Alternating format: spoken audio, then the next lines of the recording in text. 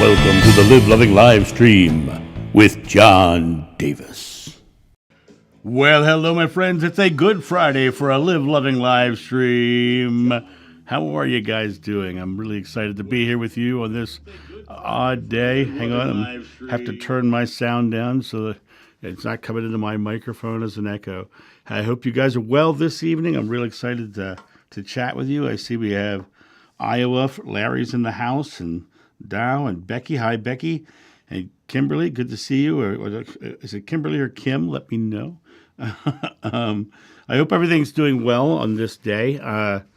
It is a day that we should think about how amazing my buddy is, how amazing my buddy was, and think about everything he taught rather than the things that are usually remembered on a Good Friday, because what he taught is far more important than the ending of his life. So that's my opinion on that. So when you guys have any questions, go ahead and just dive them right in. Last week we were so inundated with questions, it was like a matter of can we get them all in? So I want to make sure we have enough time to do that today. And just let me know what kind of topics or comments you want to talk about.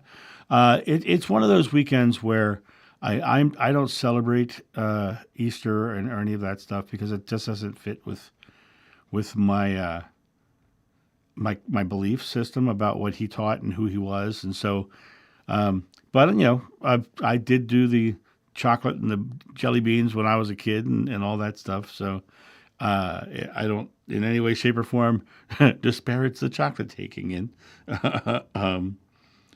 So I hope you guys are going to have a great weekend. I know that my membership group loved me so much they gave me Sunday off. So I'm taking the full weekend to me and going to enjoy that process. I'm going to move my iPad over here closer so I can see your questions when they come in. Haven't celebrated Easter for 30 years at least. Yeah, it's interesting. I remember when I grew up as a kid, I grew up in a beach resort, and every year we would get Easter suits made for the boys and Easter dresses made for the girls, and we'd go to the boardwalk parade because we had a boardwalk because I lived at a beach resort, and we would do a boardwalk parade and show off all our new Easter clothes. I remember lots of purple and pink, and enjoyed that. Hello, Sarah. Good to see you here. But yeah, that was my Easter when I was a kid. It was so interesting. My mom, though she was a devout Catholic, she never really pushed the fear or judgment or the guilt to us at all. She never. It was really interesting. She really just let CCD, which for you guys that don't know what that is, that's Confraternity of Christian Doctrine. That's the Sunday school that when you're a good Catholic kid, you have to take up until 12th grade, actually. And so she really left the teaching to the nuns and to the priests and to the Sunday school teachers so that we could, get there. But she never really preached hard. Hey, Riley from Virginia Beach. The Edgar Cayce is close to the Edgar Cayce. I have spoken there back in the early 2000s.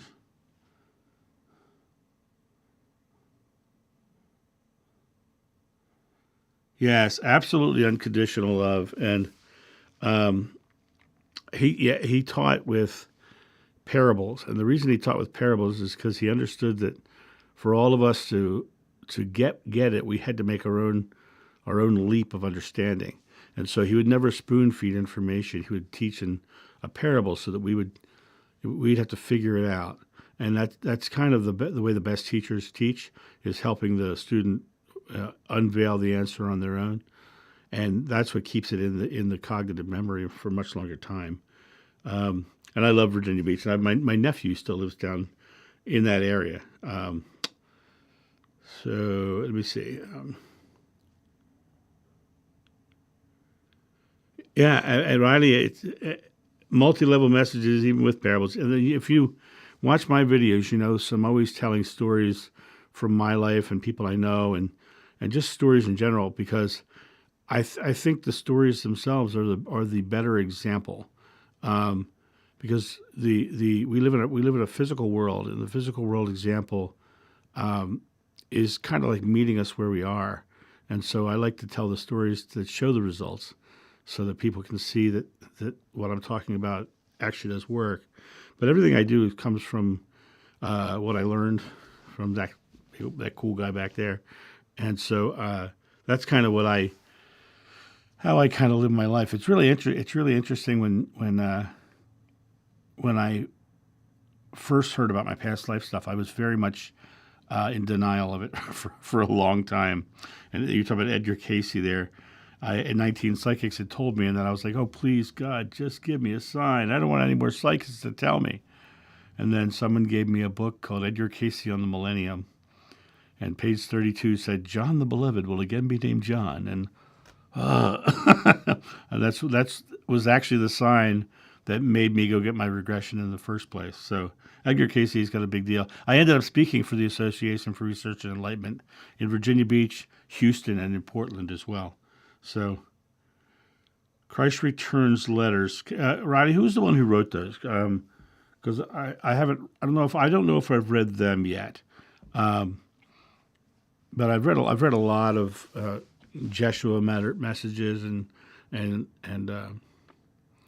don't know. I don't think I know this one. So if you can give me any information on that, I will gladly go check it out and see what my thoughts are. I'm always looking at new things just to see what my thoughts are. Only notice the recorder. Huh. Christ Returns letters. I guess write that down somewhere. Christ Returns letters. Okay. Only notice the recorder. Interesting.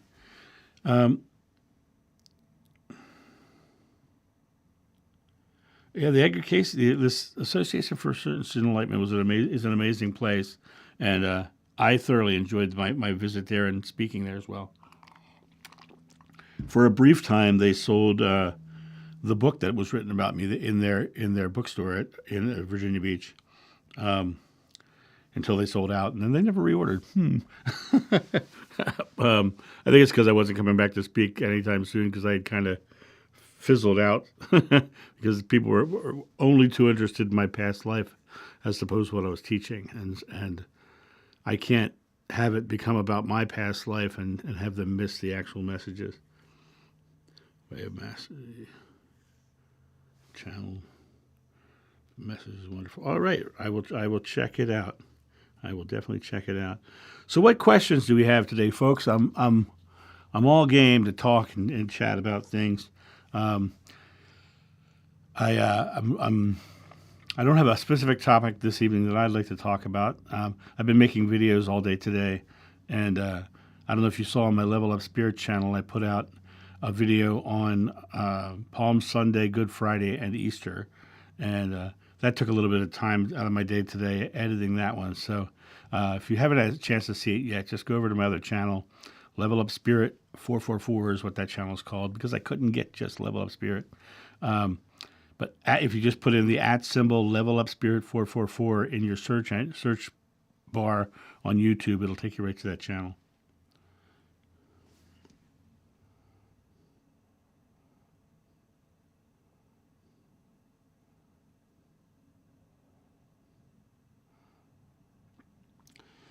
My son and his dad had to send Buddy, his dog, to heaven. His dad adored Buddy.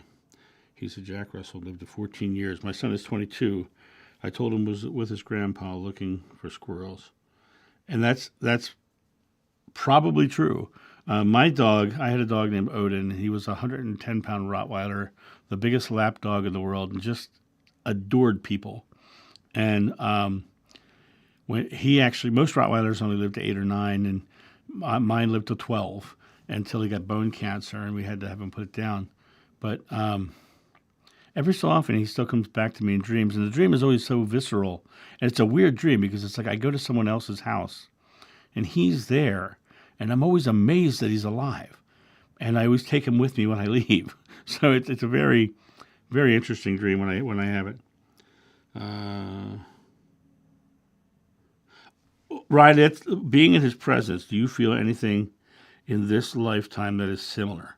A couple things, yes. Number one, every so often I feel him. I just kind of feel his presence. And in fact, the first time I felt his presence was even before I knew anything about my past life stuff. I was 19 and I had an experience where I felt his presence, and it changed. All of my biases went away. I was growing up in a town with a father who was a racist and homophobic, and a blue collar plumber, and I was coming up right behind him and acting very much like him. And I had this experience where I felt this presence suddenly. And when I felt the presence, I literally said out loud, "Jesus, is that you?" And I felt it again. And the next day, I wasn't racist. I wasn't homophobic. I had none of the biases that I had the day before. And ever since then, I every so often, I'll just feel him come into my presence. But when I get up in the morning, I talk about the fact that I don't meditate, but what I do is I call it sitting in love. And I go into that front room, I exhale, and I just feel that feeling. That feeling that I feel is very much the feeling I felt coming from him, that pure love of God.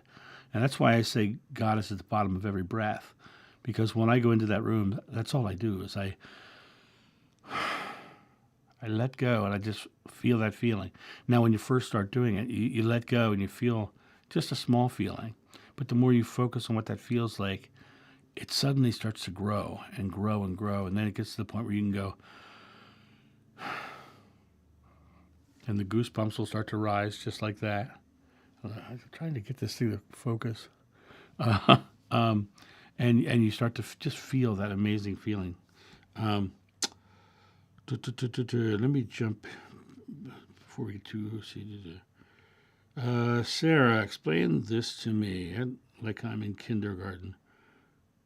Why do they say Jesus arose on the third day? Why do they say Jesus rose?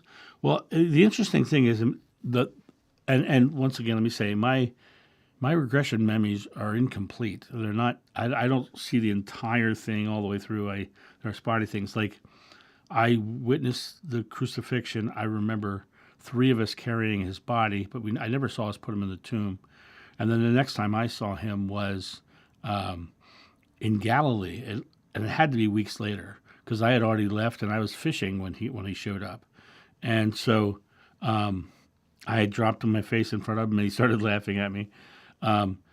So why do they say he rose from the dead in 3 days? I really need to dive into that more because I think it might be part of the Judaic prophecies. But I do believe that he did resurrect.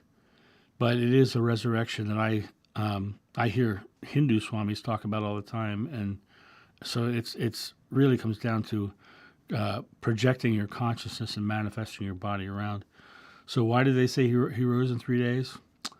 I don't have memories of that exact experience, but I knew he rose. So I mean, really, that's the only way I can answer that question because I can't tell you something I don't really know. So let me jump. Can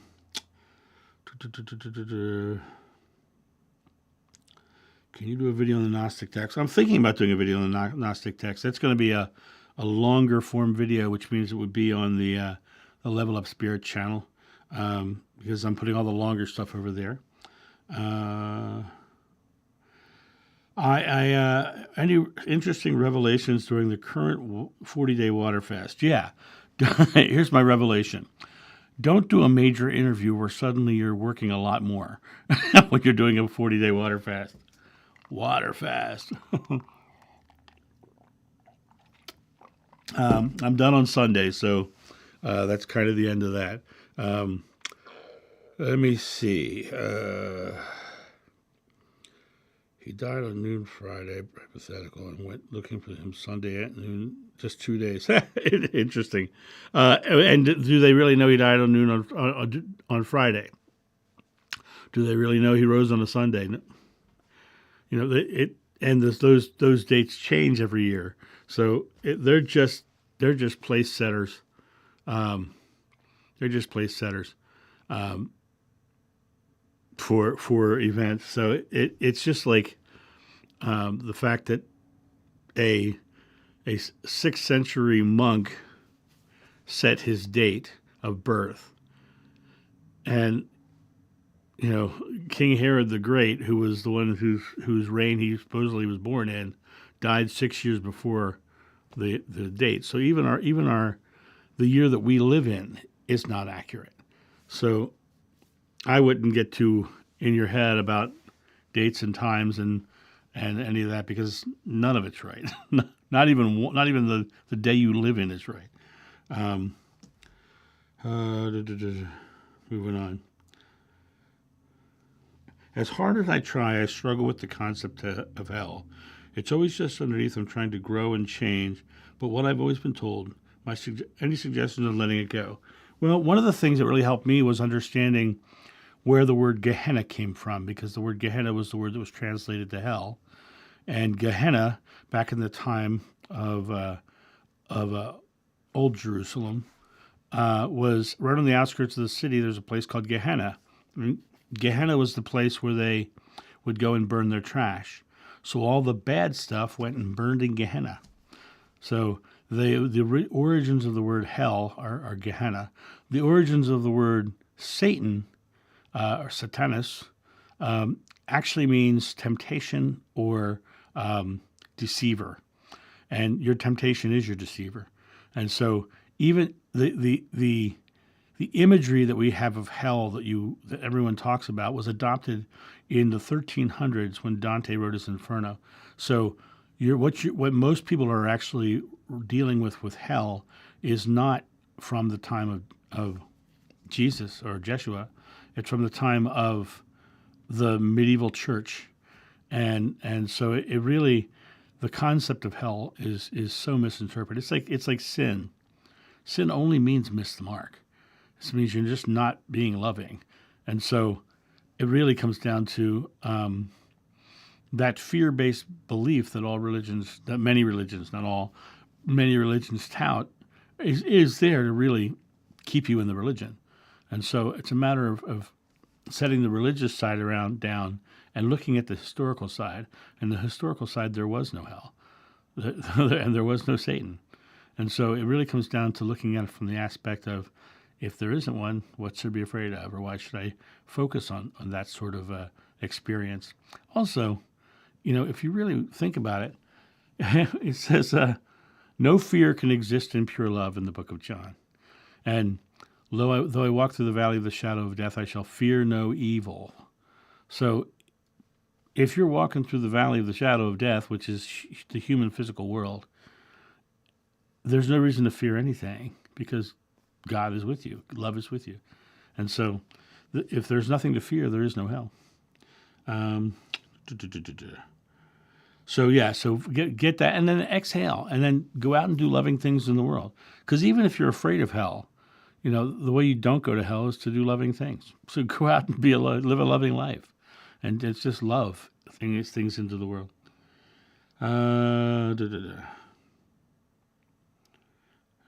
Speaks his truth. There. Yeah. Christ Returns Speaks His Truth, the expanded edition. There are Christ Returns 2000 messages.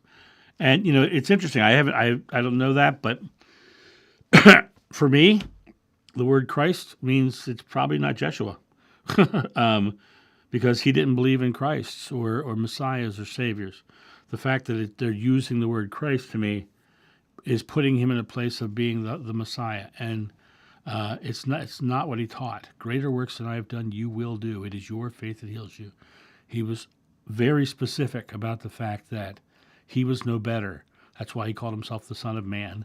So whenever I hear someone saying that Christ is speaking, it automatically tells me that it's coming from a perspective of a hierarchy or a deity. So that's when I look at that, that's how I kind of see that. Hello, Brittany. How are you? Hope everything's well with you.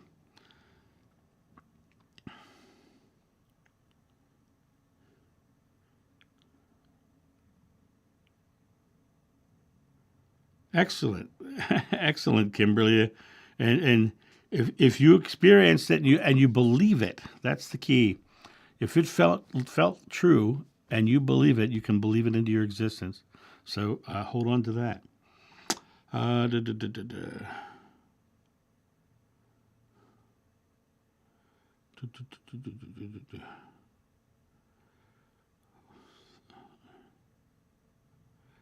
What was Simon Peter like? I've always felt a strong connection. I don't understand.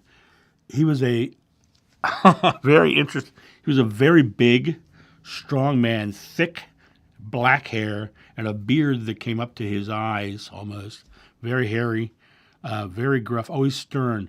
No, you never saw him laughing. He was always very, very stern about the way he handled everything. He was a very serious person and strong as an ox.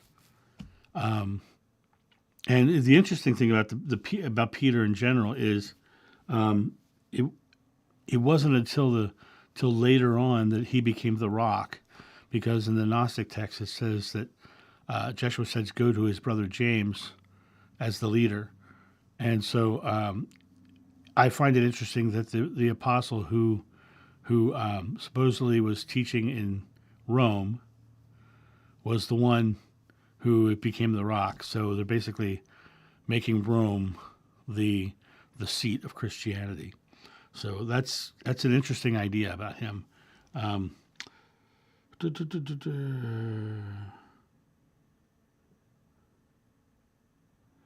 See, no coffee this great evening, John. Thank you, Jesse.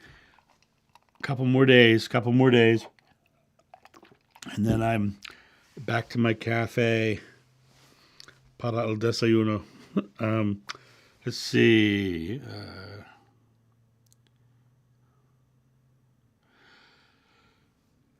Are you able to talk more about Jeshua's eyes? Do you recall any profound experiences, relationships to his eyes or eye contact? If you look at this painting behind me, see if I can get this up close here. First of all, please notice that they are blue, because I get people tell me all the time that they're brown in my painting. They are definitely blue. These eyes, I have often had painters or readers, say that I saw him on the cross because of the way the eyes look. His eyes would look through you, and when I say look through you, he didn't avert his eyes. He looked at you. He looked straight into you, and there were never any mystical things coming from his eyes. A lot of people ask me about mystical things, but there was always compassion in his eyes. Sometimes he would get mad, though. He would get mad, but there was always, he was just a beautiful, loving person, and you could see it in his expressions and in his eyes as well. So that's the man. Let me put him back. Hang out there, buddy. All right. So let me jump back down. Oh.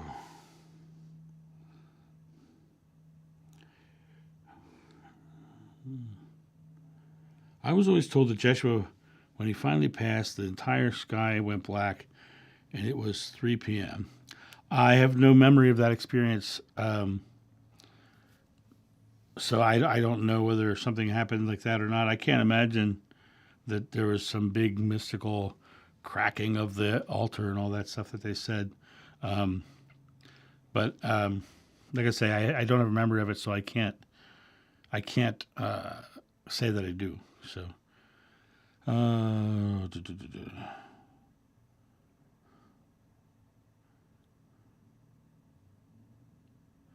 Gehan in Hindi means a very difficult place. One of the meanings is hell. That's beautiful, Chitra. Thank you. A deep, dark place. Live a loving life. Amen. It works wonders. It does. It totally does. When you go into your world with the intent of living a loving life, that's why this is called the Live Loving live stream. When you go into your world, in your everyday world, your present moment world, and you just go with love and compassion, people will turn and smile at you. People will help you. People will do whatever they can for you. And if you stay in that place of love and peace and expressing that out, you will get it in return. I promise you. All you really have to do is just put your own fears and your own anxieties aside And what happens is you train yourself, you train your subconscious mind not to go to those fearful places. The more loving you are and the more loving you put out, your subconscious mind gets filled with loving moments.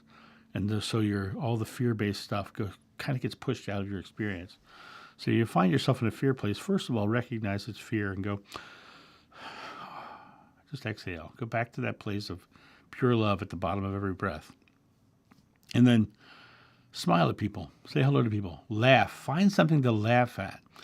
Laughter is one of the quickest ways to touch God, because when you release that fear through exhaling, you come to a space of that feeling. When you laugh, you do it joyfully and quickly. Bam, you're right in that feeling. Recognize the feeling when you're laughing, because that's touching God. Let me jump in again here.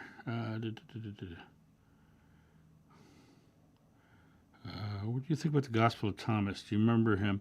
I don't ever remember if Thomas, but I love the Gospel of Thomas. There's a lot in there that I really like, and there's a bunch in there. I should do a video on that one. That's one of the ones I definitely should talk about. Joshua talks about his 40 days and that he did not wish for that title in the Christ letters. Oh, cool! I will I will check it out. Forgive them, for they know not what they do. How does that statement relate to today's world? Every negative, fearful, harmful act is an act of fear. And when you are in fear, you are out of your mind. Because fear, let me give you an example. Actors on Broadway, they forget their lines. They're trained to exhale, relax all their muscles, and all their lines come back into their head. Why? Because when they're in fear, they're out of their mind. And so forgive them, they know not what they do. It's okay. They're afraid and they don't know what they're doing because they're out of their mind. And so when you look at this perspective of, forgive those who trespass against us, it literally is understanding. So my father was a not a nice man to me. And it was only when I started to realize that he himself had a father who was not a nice man to him. And that when I began to realize that he was doing the best he could with what he learned, and you have to forgive him for his own transgressions because he didn't know any better because he was out of his mind. And so, forgive them. They're just out of their minds because their true nature is love. And if they're doing fearful things, they're out of their mind. So that's my thought of that. I hope that answers your question, Larry. Happy to be here. Well, Brittany, we are happy to have you, I promise you. Maruda, hello, welcome. Riley, thank you. And you as well. Be blessed. I feel blessed. I choose to be blessed, and that's really the key to it. Choose to be blessed, and part of that blessing is to feel love. Jump down. Yes, they are blue. Thank you. Thank you. You are quite welcome, Brittany. Have you enjoyed the Chosen Show? The Chosen Show is really interesting to me because there are things in there I like. There are things in there that are obviously messianic that don't ring true, but there's a lot in there that are really good. The scene that really got me was really interesting was meeting John and James. The scenery in that scene looked a lot like the beach that I was on in my regression. I was further up the beach than by the boats like they were, and I did not remember my brother James being around, but I remember my father being there, and remember exactly what he looked like, and noticed how his back was actually damaged from all the work he'd done in his life, and now he couldn't do the work anymore, and now I was doing the work. But he was a very wealthy man. He had a lot of workers. He had many boats. But that scene on that beach looked very much like the beach that I was on. The day I was there, though, it was a gray day, so there must have been clouds overhead because it was not a bright sunny day like in the video or the show. But yeah, there's a lot in it that's I think very good. But I think that they do lean into the messianic stuff, which I think goes against what he taught. Um,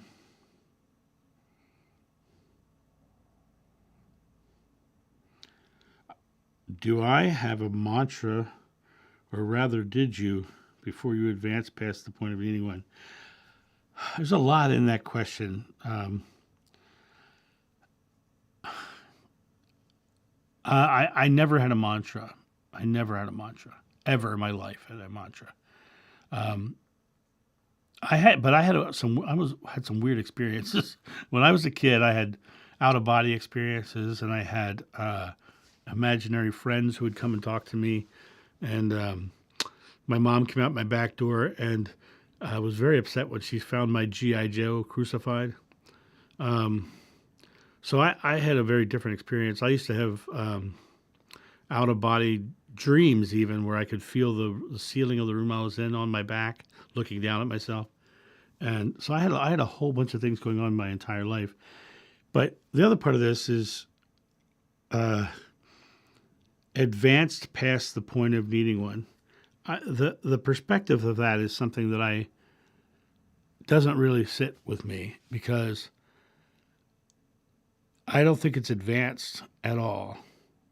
I think enlightenment is not progressing forward and up.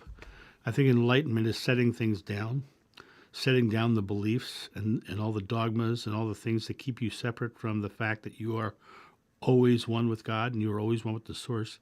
And I think the mantras and the paths and the modalities and the techniques are all things that keep you actually away from fully experiencing what you can, because they put you focus on that as opposed to just being.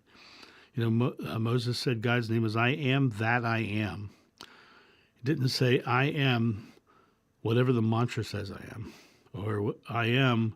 It's I am that I am. And I remember being in a tent with a guy who always wanted to have a Kundalini rising, and I'd never had one, and I'd never even thought of one. And I had one in the tent with him. And the difference was he had been trying for 20 years to use the techniques he knew. And I just said, I'm doing it. And I actually didn't even know what I was doing at the time. I was actually just trying to warm my body up when I had the experience. But there was no belief in my way of experiencing it. I had to, and in fact, while it was going on, I heard a thought come into my head that wasn't my own that said, relax into it. Which when you relax into it, you're letting go of everything. That's why I call meditation sitting in love now, because when I say meditation, my mind comes techniques and methods and modalities. I just exhale and I go right to the space. But I think everybody can do that. It's just a matter of knowing you can, believing you can, choosing to be divine, choosing to be in the space of saying, I am doing this. And in my regression, it says it's so simple we have a hard time comprehending it. We are the creator of our experience, and you create in every moment of every day of your life. And if you were to go down the street and you go, I am hungry, your stomach would growl, or you say, I'm tired, and you'd start to yawn, because you're actually telling your body what to believe. You're speaking a belief into the world, and so the physical world reacts to you. And so if you want to have all the big experiences and all that, let go of everything. In the Bible, it says you must become as a child to enter the kingdom of heaven. The children doesn't know the modalities, the methods, the mantras. The children's just a child, right? And he also says be born again, which means set down all that stuff and start over, fresh, with a clean slate. And that's how you connect. That's the source. It's coming back to that space where you've set all those things down and you are enlightened. So I don't think I'm advanced. I think much like he thought, in that I'm figuring out, or in his case, he figured out all of our divinity and who we are, and was just showing the way. But I don't like putting people on pedestals or say, and I'm not saying you're putting me on one. Please don't think that. I'm saying I don't like even the concept of saying someone is more advanced, because I think that we're all where we are on the road. I talk about Joshua and I say it's like Imagine if two people left for the same destination and one person left 2 hours before the other. Is the person who left yet more advanced than the one who, or less advanced than the one who left early? And the answer is no. They're just at a different place on the road, a different place in the experience. One's not more advanced. They just are somewhere else, doing something else. And that's kind of how I see it. I hope that answers your question. Let me jump in.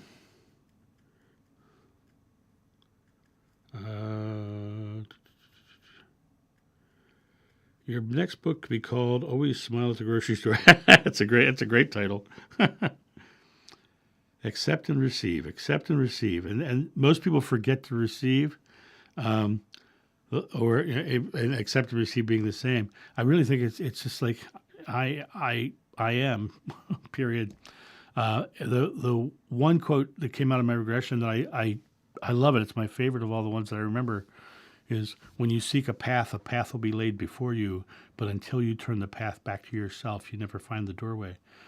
You are the doorway. You are the pinpoint of creation. You are the inspiration, and God is everything else.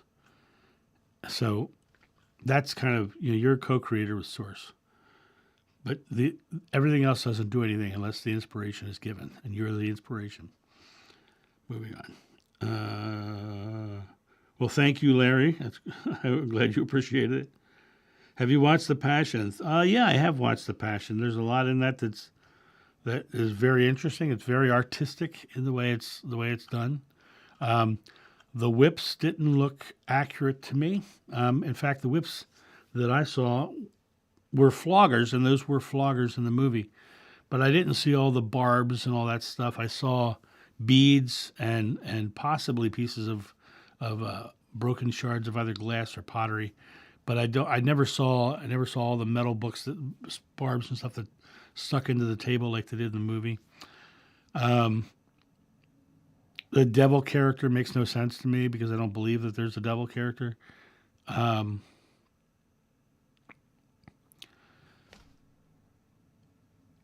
Yeah, right. It just is too. It's a fantasy movie for me.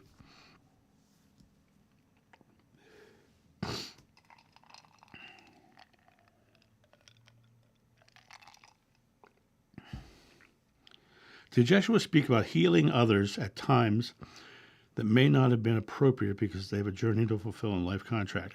First of all, life contracts is a New Age dogma. I don't believe in them. I don't believe life contracts. I don't believe in, soul agreements. I believe that we choose potential pathways and we come down and we have free will the whole time. So I don't believe in that sort of element. The concept of a life contract really is had its heyday in the early 2000s, but it really started probably in the 70s. But it had its heyday from 2000 to 2013, and then it kind of fell off the bookshelves for a while. But yeah, it really, that's the one part. But healing others, as I've said, and if you go to my Level Up Spirit channel, there's a video in there called Joshua's Healing Method, and that really kind of explains more about his belief in healing. He never considered himself a healer.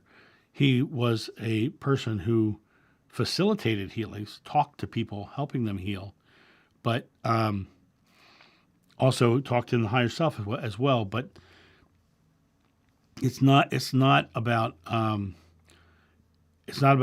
him being the healer. It's about them believing in the healing. And so any one of you can heal yourself just by believing you're healing. And if you go to my webpage on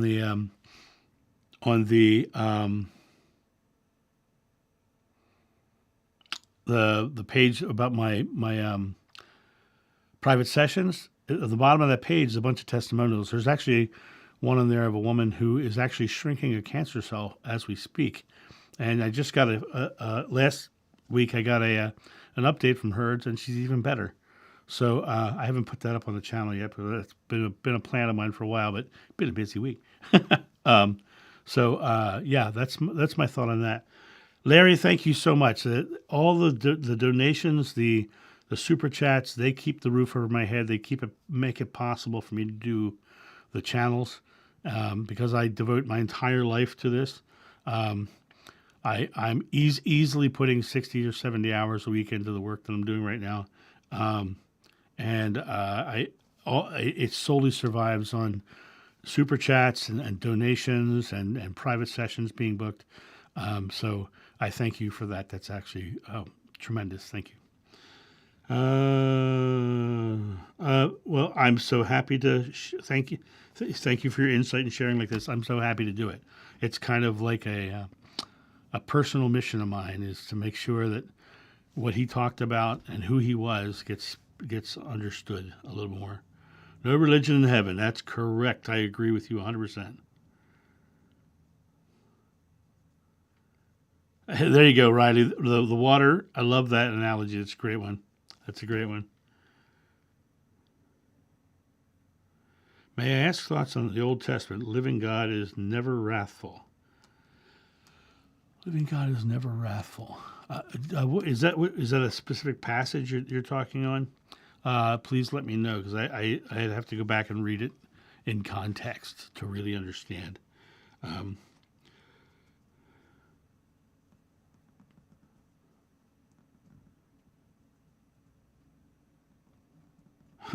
That's interesting. Yeah, God is love. God is love. The book of John, my favorite book in the Bible, by the way, the book of John. God is love, and no fear can exist in pure love, right? And Buddha said the secret to enlightenment is the eradication of fear. Fear is just it's an illusion. It's the illusion of not being loved and having unloving things happening to us. Thoughts on the kingdom of God is within you. It's everything I talk about. It's everything I talk about. You and God are one. The kingdom of God is within you. Oh, thank you, Sean. Thank you so much. I highly appreciate that. I like your name, too. When you have a name like John Davis, which is the most generic name in history besides John Smith, cool names always stand out to me. And I love when I get them on the channel from foreign countries because I get to try to say their names. I just love that. The Old Testament portrays God as needing sacrifice. God needs nothing because it's God. There's no gender in God either. They often call God the Father because it was written in a patriarchal time by a society who believed in an external God. And Joshua said, "The Father and I are one," right? God and He are one. And the teachings of Joshua really are that you are divine and you have the power of the universe in the palm of your hand. You may ask a mountain to move and it will move. Nothing will be impossible for you. It does not say you may ask me to move mountains for you and nothing will be impossible if I choose it to be so. Doesn't say that at all. Riley, there's a couple of ways. Thank you for asking that question. There's a couple of ways. There's at the bottom of the chat board, there's a little $sign. You could do it through them. But however, if you go into my description underneath the video, there's a donation button there through PayPal. Here's the difference, just so to be very clear. When you click it in YouTube, that little dollar symbol down there, they take 30% there. The other one's a PayPal donation button, and it takes almost nothing out of it. So the difference is the channel gets more when you go through PayPal than when you go through the super chats. But all of it is appreciated, and quite honestly, YouTube has to pay for their business too. So I don't in any way negate them or think ill of what they're taking. So, but I'm pretty sure with all the YouTubers that are on the channel, 30% might be a little high.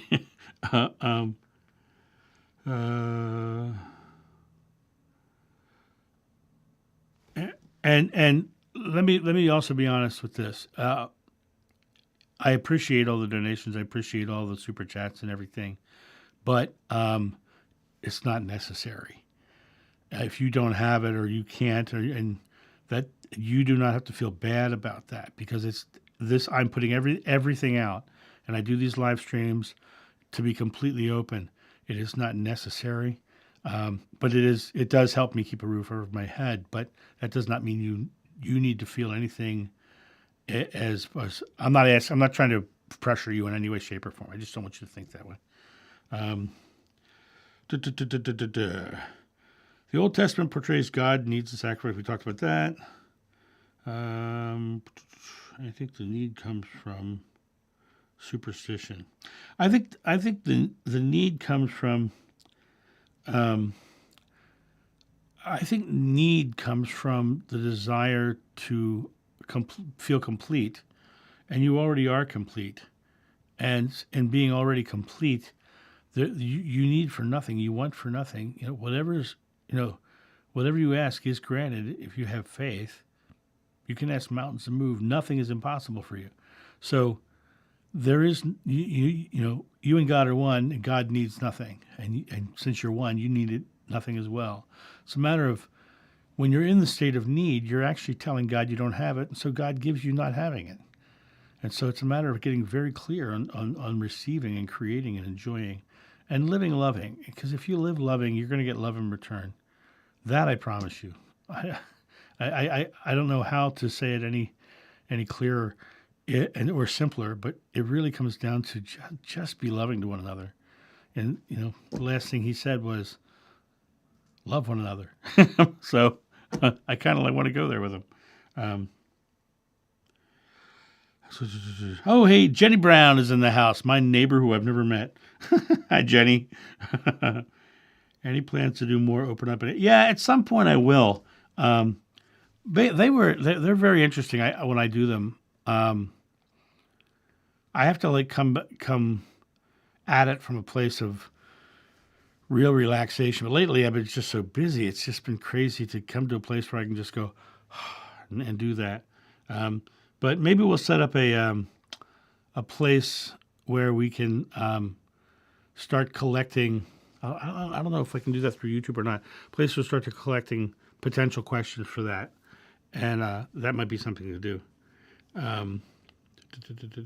I actually enjoy doing them. For me, I have a mustache here that keeps flying up my nose. That's why I keep rubbing. I'm not on coke. I promise.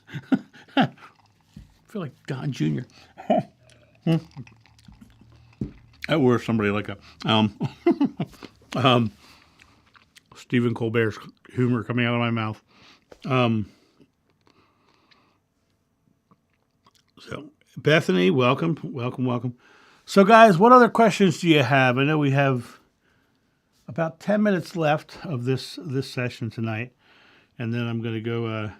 I hope. Are you laughing at? Tell me what you're laughing at, Riley. I don't want to say it again.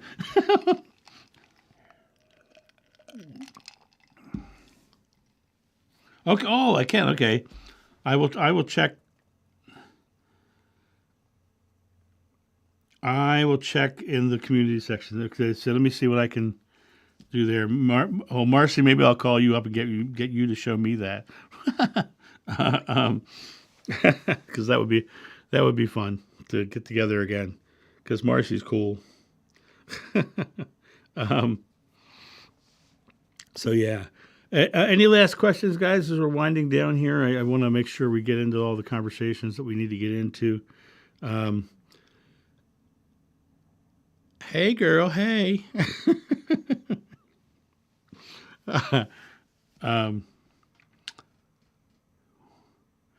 What is your thoughts on baptism? I have a lot of thoughts on baptism. Baptism is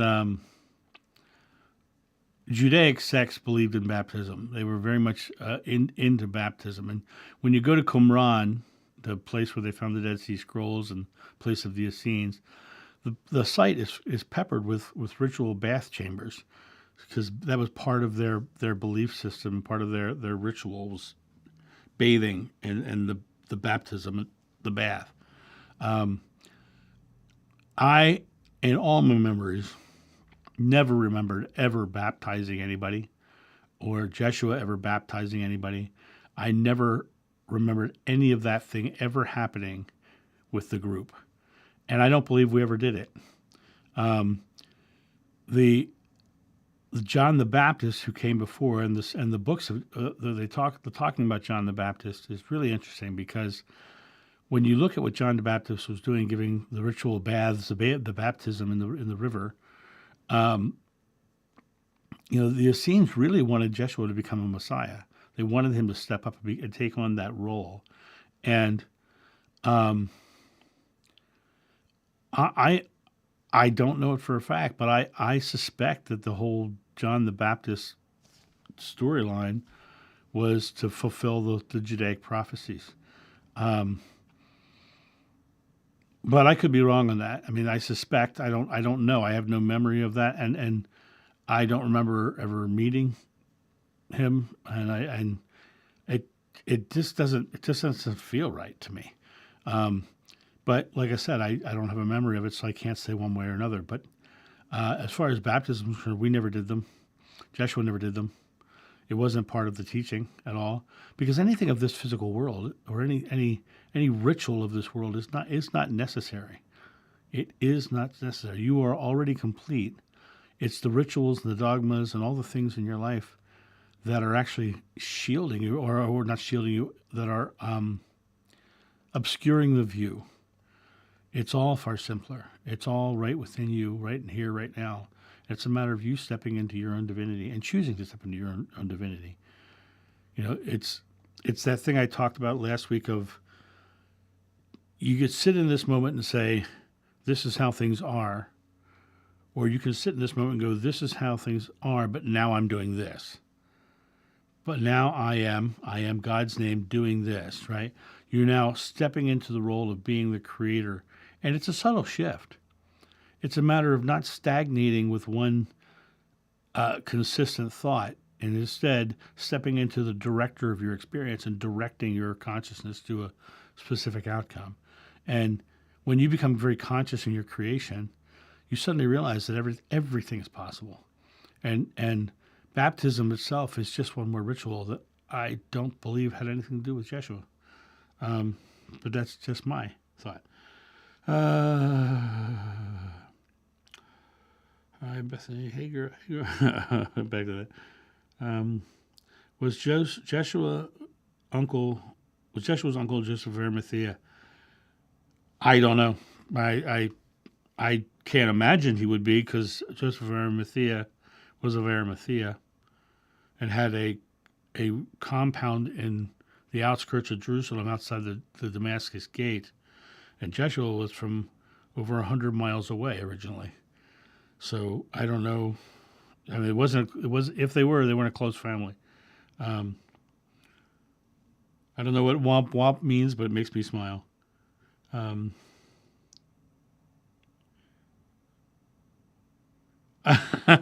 think good comments and rebirthing, come out of the old waters a second time. Yeah. Coming out of the waters a second time. But why do you need to go in the water in the first place if you're already connected? So that's my thought on that. You are quite welcome, Jesse. Jeshua is the Lamb of God without spot or blemish. So question, did he ever exhibit negativity? Jeshua is the Lamb of God without spot or blemish. Jeshua was a man. And Jeshua got frustrated. He got angry. He had all the trappings of a man. And the titles of Lamb of God without spot or blemish, he had all his imperfections as well. He had a wife, which the Bible doesn't say. His whole teaching was about how he was no better than us. He washed his disciples' feet to prove he was no better. He showed his greater works than I've done you will do. That's the big one for me.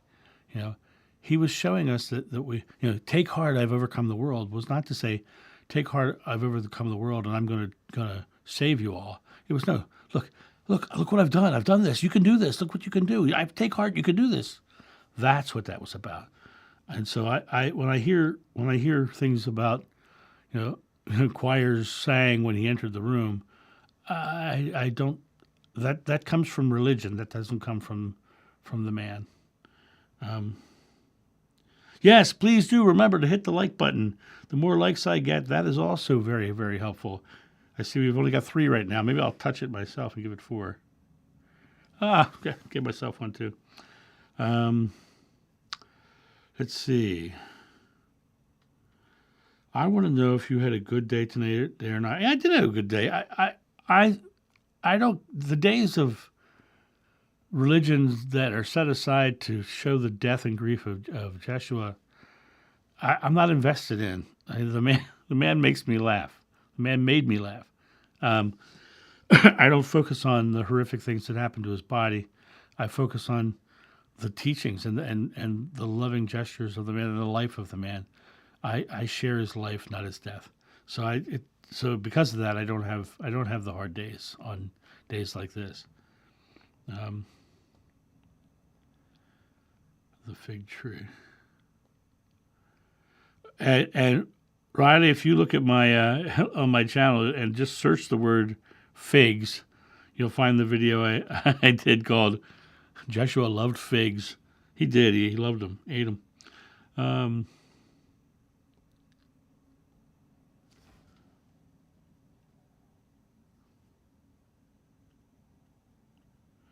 Oh, well, you hear it in the Bible, stepping away and going off and sitting in love himself and going back and the 40 days in the wilderness where he battled with temptation, i.e. the devil. He went off and he battled with the temptation to do certain things. And you got to remember, at the time, people really wanted him to become a king and step up into this role, this greater role. He had to fight with his own ego. He had to fight with all the temptation to take that power. There was a lot of temptation being offered to him, and he would go battle with it and say, "Well, what am I doing? Who am I? What am I experiencing?" And so he could have easily bowed down and become the physical world king, but he didn't. He stayed in his true creative self nature and stayed with it. But yeah, I mean, like anybody who's here, he would have his struggles in that way.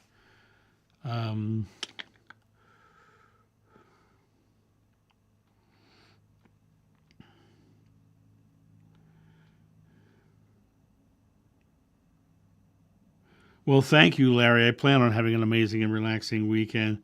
Are you leaving us? Is that what this is? We're about to leave anyway, so good. I guess that's why.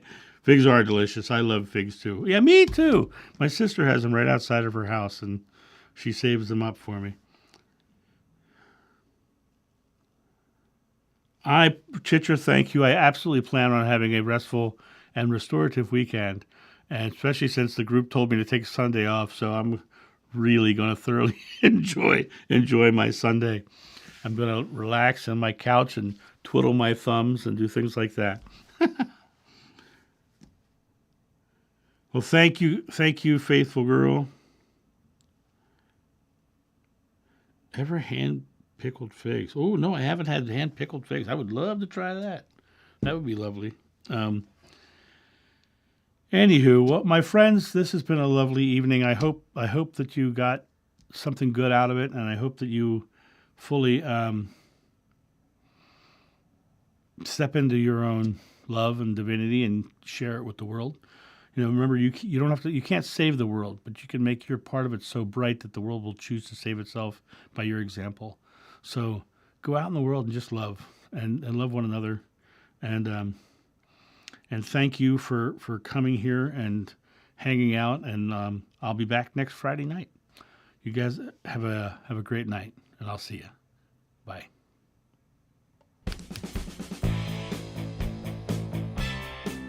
Thank you for joining us at the Live Loving live stream. Don't forget to like, subscribe, share, and visit us at johnofnew.com.